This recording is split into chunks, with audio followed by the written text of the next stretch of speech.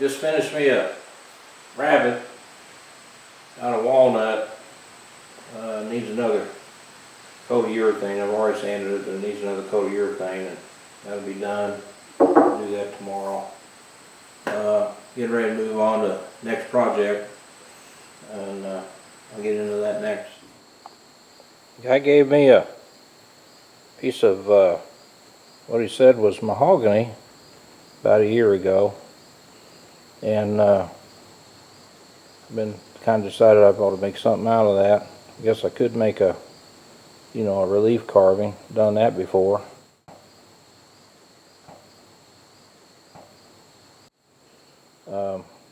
But I don't know, I'm kind of more partial to carving something like a figure. So this board is about 4 inches wide, maybe 4 1/4, and an inch thick. And I think I'll cut that into some 9-inch pieces. That'll give me enough to do the, make it about 4 1/2 by 4 inches. And then maybe I can make something out of that. That'll be next. Well, I cut these pieces into, or cut that board into 9-inch lengths, and they're actually 4 inches wide. I'll stack them up, it'll be 4 1/2 inches thick. So I can get me a chunk. I'm going to glue these together, give me a chunk about that size. Maybe I can carve something out of them.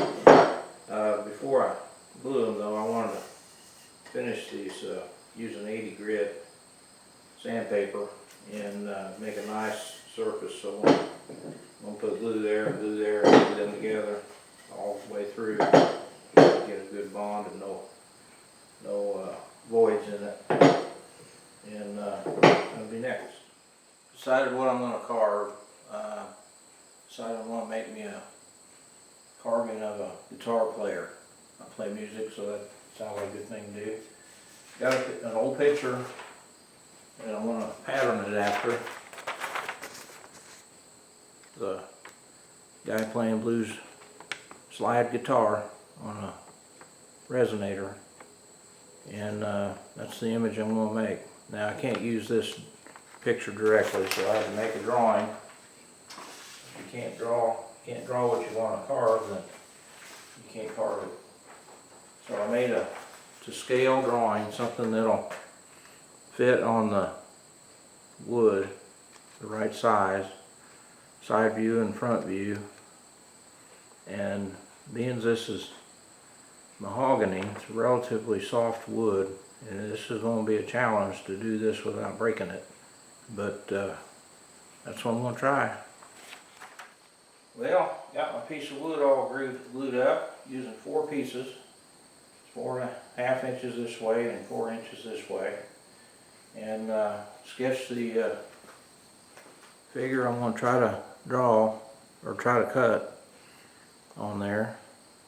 And I got a side view and I got a back view with a chair, and I'm going to trim a little bit off this bottom. It's a little bit too thick. Get some of this waste off of here, and then I'm going to sand that smooth, because that'll be the final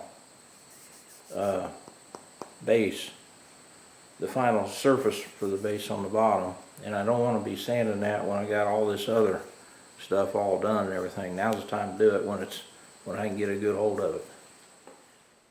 Been doing some cutting, and what I've been used so far is just hacksaw and a coping saw.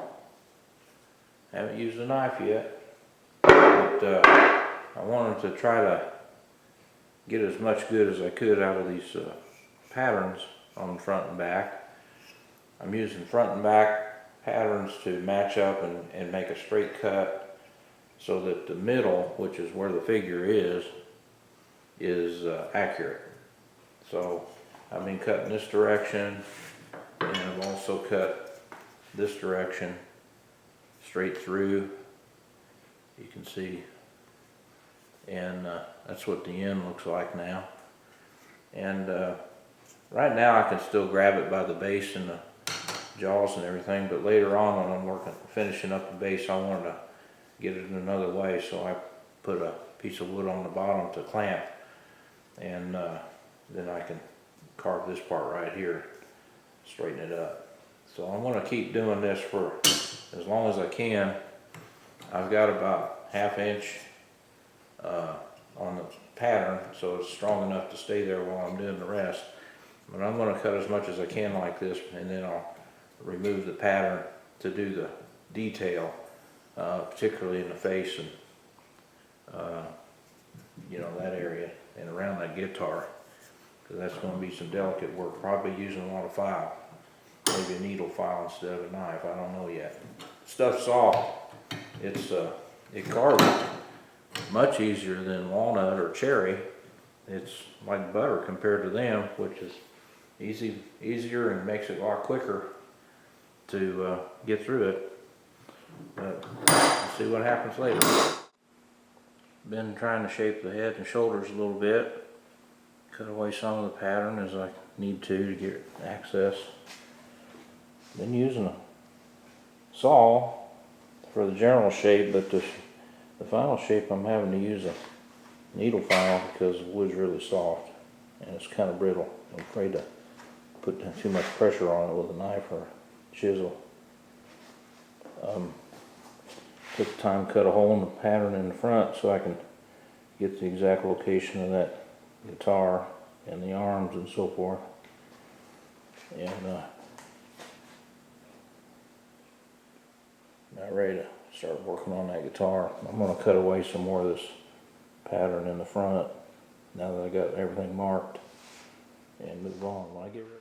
I've been carving a little while now, actually quite a while, and not being able to work on this full time. It's fall of the year and I got a lot of other stuff to do, but it's come along pretty good. Finally started using my knife, and still using the needle file when I have to, but it's coming along. Obviously it's still kind of rough. Guitar's looking good, and I'm going to keep on working my way down, and cut away a little more of the pattern. Next step is just go on down where the feet go, and won't be much longer. I'm going to save the chair to last because that's going to make it kind of fragile when I get to cutting that, so I'm going to have to be real careful with it. But come along later. Alright, well, you gotta keep your tools really sharp or you're either gonna screw up your piece or you're gonna cut yourself. So you gotta do this little bit of honing frequently. So start with some wax. It's got grit in it. I'm using number 2. Button wheel.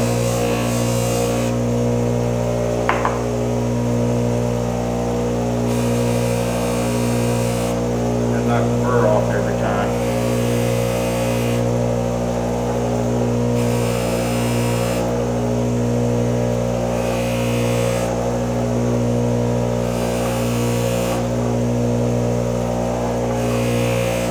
That's all it takes.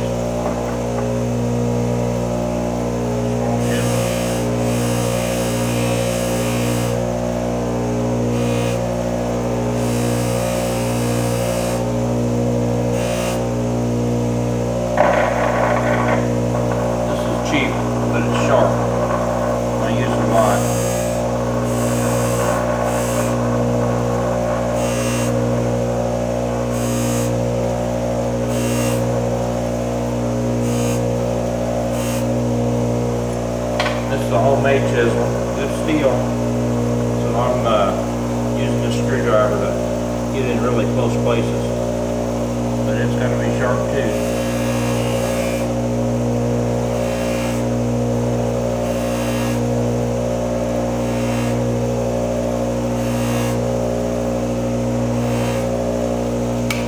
That's it. The thing you got to do though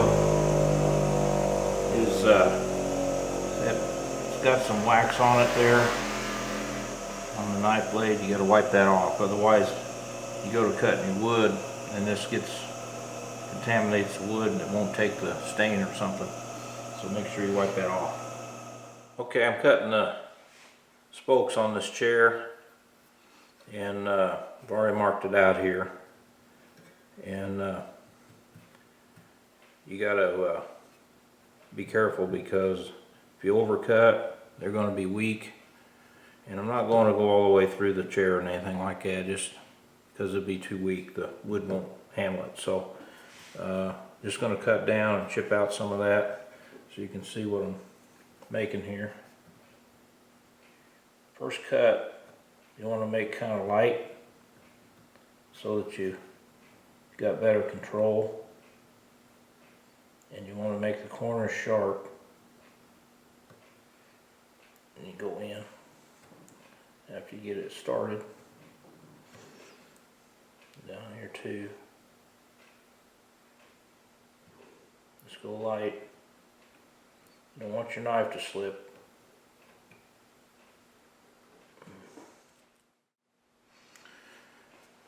Okay. Now I'm left-handed, but you're going to have to work with both hands because it's too awkward not to.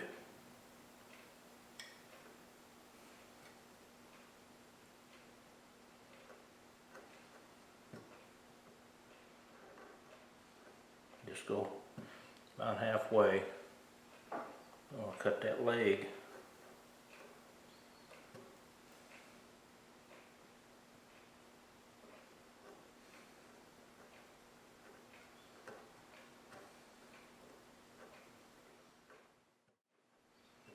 Make sure you always draw a line before you cut. Don't try to guess at it.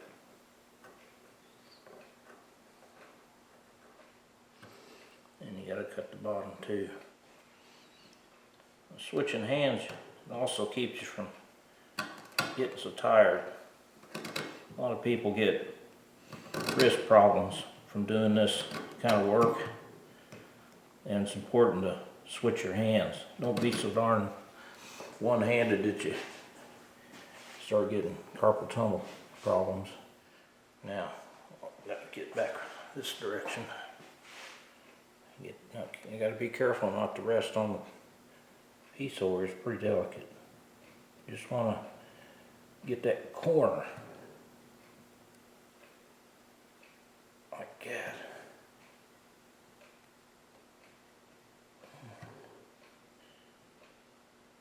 Okay. Now, I'll go over all these again. Now that I got them outlined, it's a lot easier. Notice the blade wants to lock up on you, so don't keep forcing it. Just pull it out and cut down through it. Don't force it.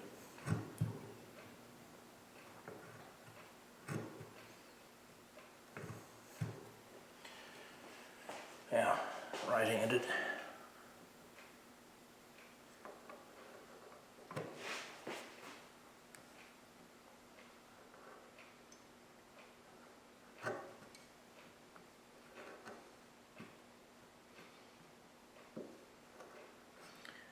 Notice that the point is what's doing all the work. So you got to get as vertical as you can and still control it.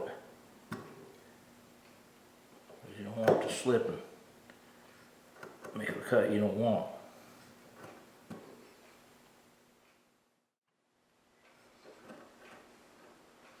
Alright, you can only go so far because you'll begin to start to rupture the wood. If the knife blade gets thicker, of course, as you go along it, so if you go too deep, it'll start pushing on the wood on the sides, and you don't want that. Alright, let's chip out some of that. So I'm going to remove where the X's are, and then come back and do some more cuts. This is, you can see, pretty soft wood. And of course this chisel's razor sharp.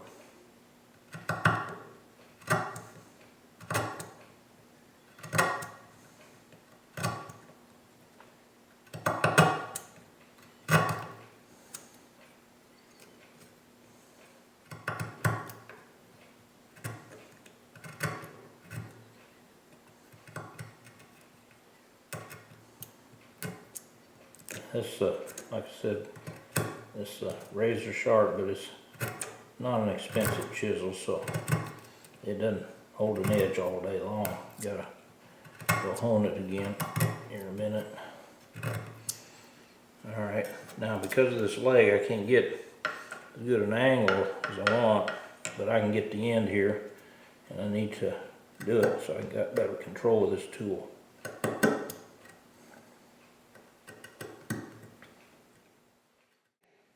Alright, now come back and just do the same thing over again. Keep going down until you get it deep enough.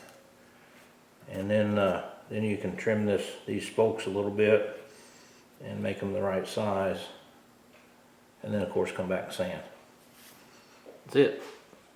Okay, I'm at a point right now where it's time to start thinking about how to finish this project.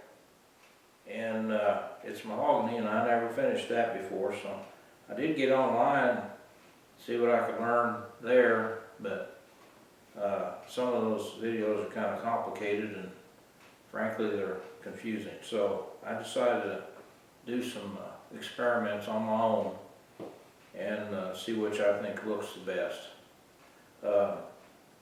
Some of the products I'm using here, as you can see, there's a lot of Minwax products. I'm not getting any money from them people, although I probably should for this video. But anyway, the reason I'm using them is because they're widely available in most of the big box stores, and they got a pretty good selection of different stuff. Before you get to this point though, you want to make sure the whole project's sanded with 220 grit at least, and got a few blemishes on my project, so I wanted to investigate some wood putty too. They're small, but I wanted to see if I could fix them without it being obvious. Got one product here. It's a Minwax wood putty, and it's says it's matched to the stain that you use with mahogany. It's a red color, and it says never gets hard, so it actually is putty.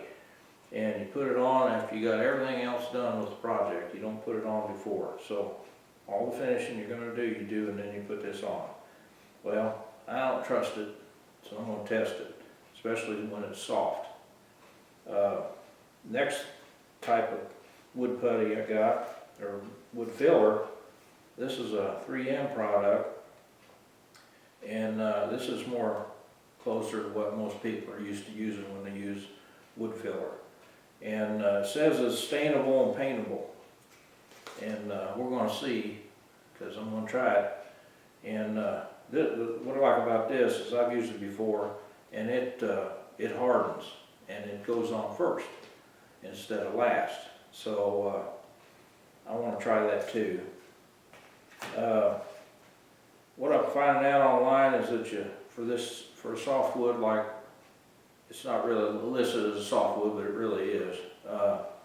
For mahogany, you're supposed to use this is a pre-stain conditioner.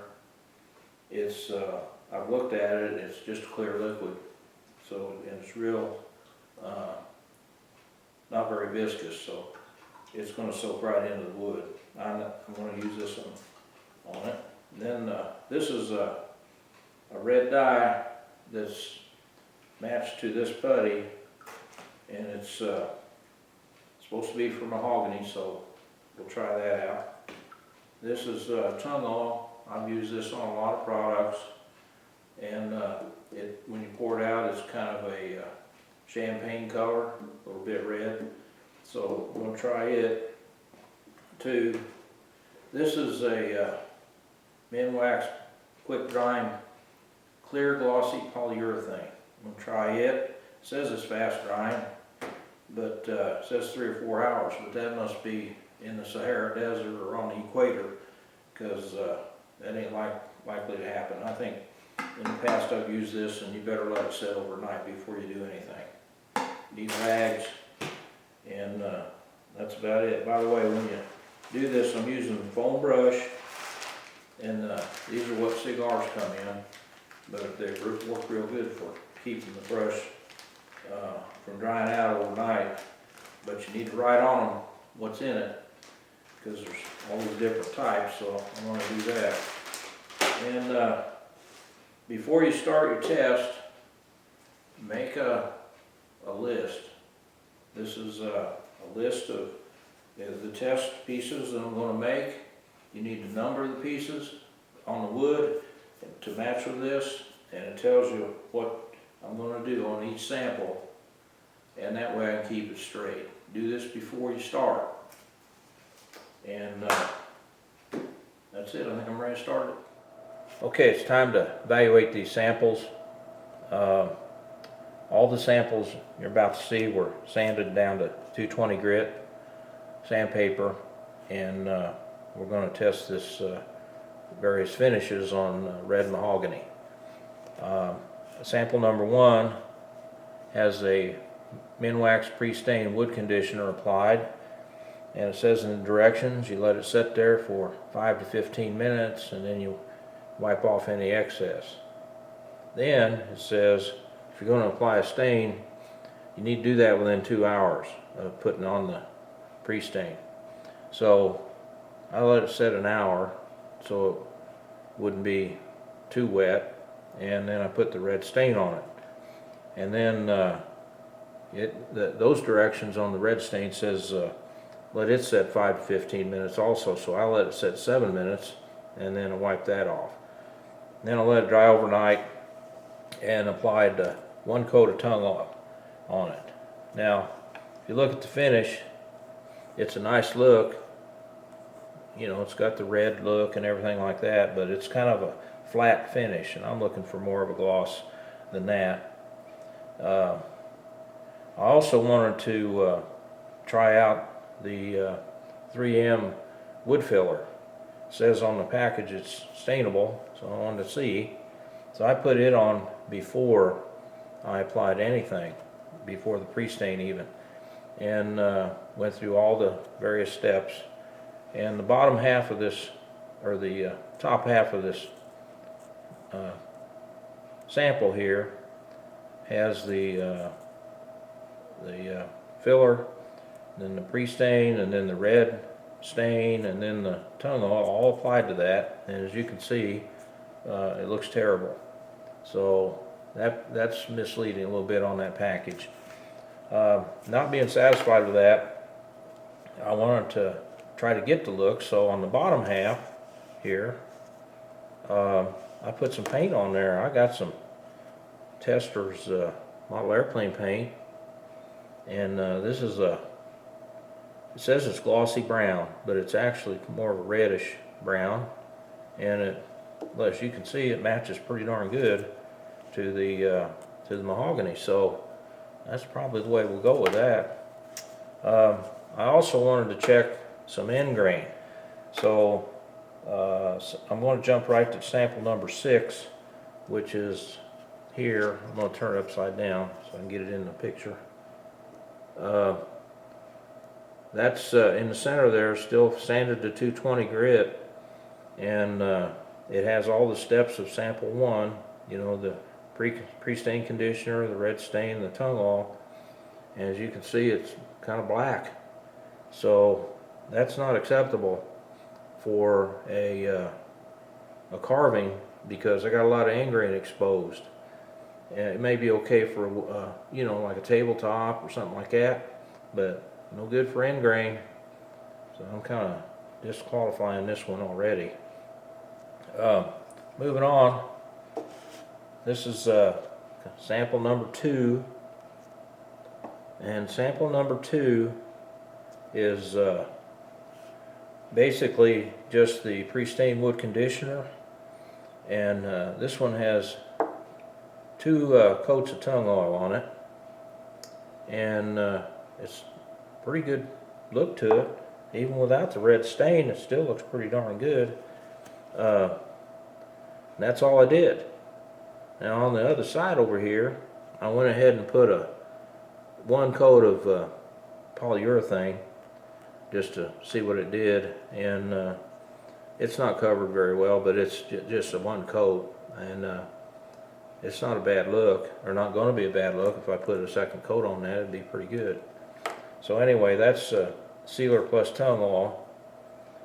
And then sample number 3 here. This sample is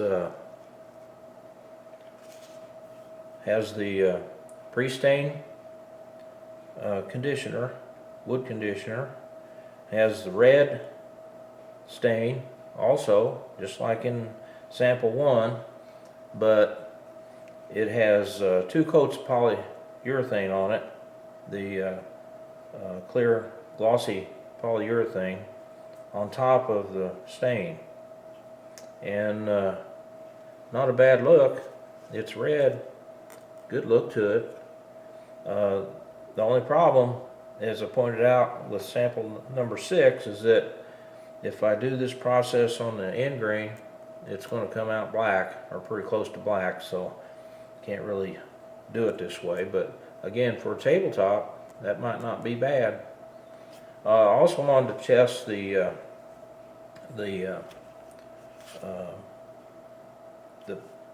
putty that's used for repairing flaws, and that's the Minwax brand, and it's already pre-stained to the, supposedly pre-stained to the red mahogany look. And maybe you can see there that it's not a very good match. It's close, but it's again, it's a flat finish on a glossy finish, so it shows up pretty good. And I don't much care for it, and especially since it's not even ever going to get hard. It's always going to be pliable. So no good for this application for my carving. Moving on to sample number 4. Here's sample number 4. And this sample, let me straighten it up a little bit here.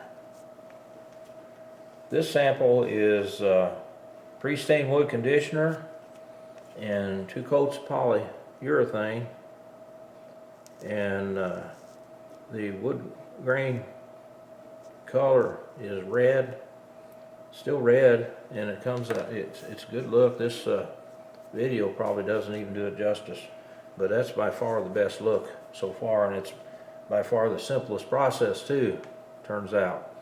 Just pre-stained conditioner plus polyurethane. So okay, now final sample is sample number 5, and sample number 5 is there. Now this side of it over here is not sanded very well, so don't pay attention to that dark. But sample number 5 is again pre-stained wood conditioner, and let that dry, and tung oil, let that dry, and then this just has 1 coat of polyurethane on it. It's about as good a look as the sample number 4, very comparable, but sample number 4 is simpler by one less step in it. So I'm thinking sample number 4 is the way I'm going to go, and it's just the preconditioner plus polyurethane. And I may go 3 coats on the polyurethane because this wood is awfully porous, and I'd like to fill it up just a little more, but that's a good look right there. That's what we're going to do. Had some minor flaws in the wood, just a couple here on the thing I wanted to repair using the 3M wood filler, which is what I decided on the samples. One on the knee and one on the forearm. They're not very big. There's only about a 1/16 of an inch and maybe less than that thick deep, but you could see them, so I wanted to get rid of them. What I did is I taped off the area first around the blemish, and I wanted to prevent the sealer from the wood filler from penetrating the pores of the wood as much as possible. As you can see, it's all dry now, and stuff sands pretty easy, so just use 220 grit. But I want to sand it while the tape's still on it, because if you just take the tape off right there the way it is now, I'm afraid it'll chunk out a little bit out of the you know, the blemish I'm trying to repair. So I'm going to sand that off a little bit. Sand's pretty easy. Sand that down.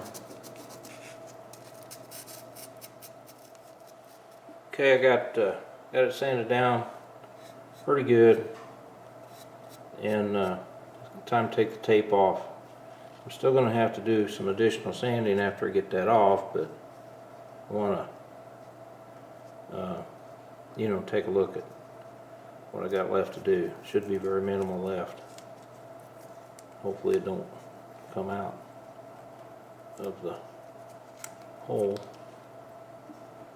That's it. Looks just like the tape, but it's not. It's the that's the filler, and it still needs a little bit more sanding because the tape has thickness, and so there's an edge there that's the same as the tape. I'll just buff that off real quick and feather it out. That's good to go. Now I'm going to use some of that brown paint on that, like I showed in the samples, but I'm not going to do that until I get the pre-stain conditioner on there, because I'm afraid the solvents in that conditioner may affect that paint. It's a glossy paint, so I want it to remain glossy. Now I just got to do the arm and I'm ready to go. Okay, so the directions say to use a rag soaked with mineral spirits to clean sawdust off, but something just bothers me about using paint thinner on a piece right before you're going to put a seal or a coating on it, so I don't think so. I just use compressed air, 100 psi, and then after you do that, come back and wipe it off with a rag to get all the rest of the dust off. Good enough. And I'm going to put the pre-stain on it now, and I'm not going to stain it later, but I'm going to put that on there, and then we'll let that completely dry overnight, and then we'll come back and start putting urethane on it. Okay, it's been about 6 minutes. I'm going to wipe this thing off, get all the excess off.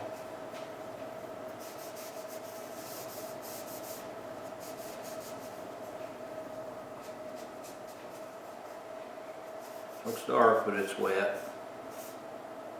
It'll lighten up some when it dries. Okay, I put some that brown, reddish brown paint on the repair job here. Another one on the forearm. As you can see, they're pretty much invisible. And here's the brush I used. You can get these at Hobby Lobby, or if you don't want to spend the money, you can use this. It's a toothpick. Works just as good. I've got 3 coats of polyurethane on this now, and I didn't use a foam brush. Foam brush is okay for some of the pre-coats, but I didn't want to use it for the polyurethane because it puts too much on and it tends to run. The polyurethane wants to run, so I used this is just a cheap brush, 1/2-inch brush, and when you between coats, so so you're not using a lot of brushes. I just put some foil on it and then put it in this bag just like the foam brushes were, and that keeps it overnight pretty good. So that's how I finished it. And as you can see, it's a glossy finish, which is what I was after, and looks pretty darn good. Even the end grain is it's dark too, but it's not. You can see the grain, and I've got pretty good finish on this thing now. I'm pretty happy with it, and it's finished. About ready to move on to another project. I think that'll do it.